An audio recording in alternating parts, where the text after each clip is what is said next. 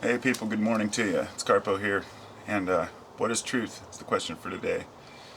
The reason this came to me was I listened to a lot of various radio and talk shows about spirituality, different paths, different ideas on what it means to be human. And it seems like every time there's a good show that has really good points, there's always somebody that has to call in, if not 3 or 4 people that call in, that basically say, well, I was always taught that Jesus was the only way, and without him, you're all going to go to hell. That kind of stuff.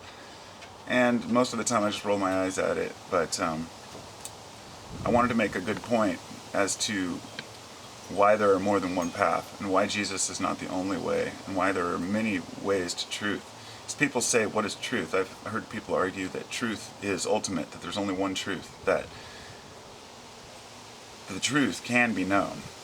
And in every situation, that's just not true, because the truth is in the eye of the beholder often. I want to start out with the senses, the 5 senses that we are aware of.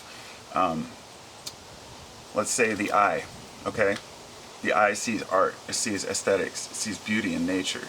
But not every eye sees the same beauty, or assumes the same things are beautiful.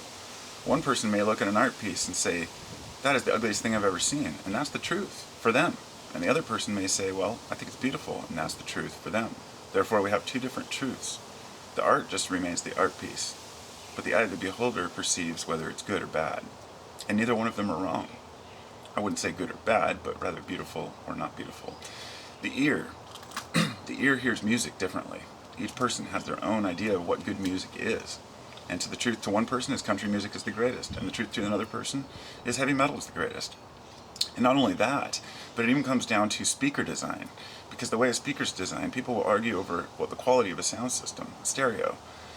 It all has to do with how your ears are designed. How are you picking up treble, bass, all those things. The truth for each person hearing is individual. Smell, memories. You have memories of when you were young.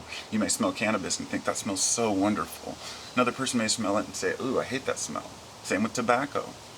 Some people like the smell of tobacco and some people don't. That's the truth for them. The taste, sweet, sour, salty. Everybody has their own tastes and what foods are good and what flavors they enjoy. And then touch, of course, the last one. Some people like slimy things in their hands and some people can't stand it. Some people can scratch a chalkboard and not bother them, other people can't. Weird things like that, all the different senses. Now what about the 6th sense, sense of intuition, the path? How do we know that we're on the right path? It doesn't matter. It's not relevant to anybody else. If a person wants to find Jesus, they can find Jesus. If a person wants to find it through Buddha, they'll find it through Buddha. The reason why you don't hear Buddhists call in and say that people have the wrong path is because Buddhism is based on, each person having their own path. However, it still has its dogmas to an extent. But let's go with the mind for a minute here. Each mind has a different perception of what works for let's say, a good example is my wife likes to take the back road home from the store.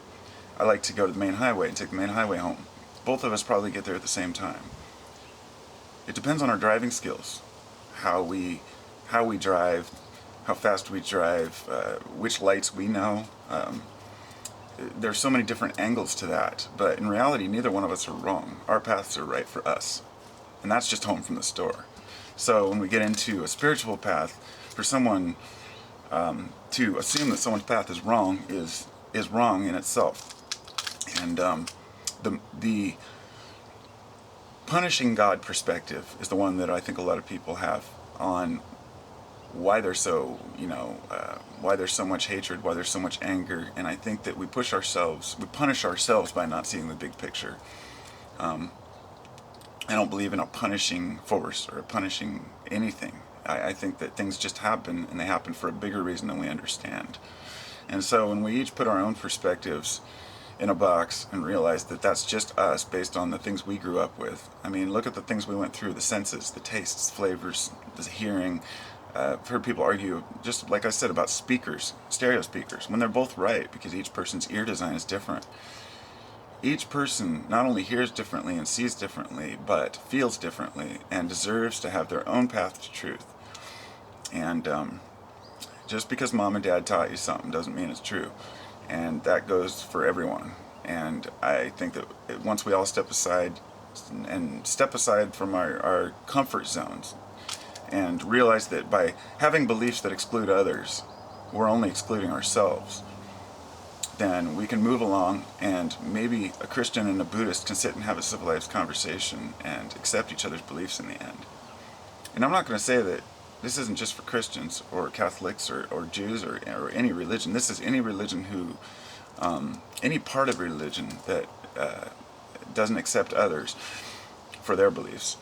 And I know that some of the highest Christian officials in the church are much more flexible in their beliefs. I mean, look at the Catholic Church and how they have the observatory and whatnot, and they're into space and they're into extraterrestrial life, and they want to know the things that everybody else knows. But the very small guy, the guy who doesn't really know the depth of the religion, is only going to follow the books and the teachings of the Bible in his church, and he's missing the ability for everyone to realize that all of our senses have their own paths. And if we all saw God the same, if we all saw truth the same, if we all heard the same music, if we all liked the same food, the world would never work. Because that's what makes variety, and variety is the spice of life. So, peace and love.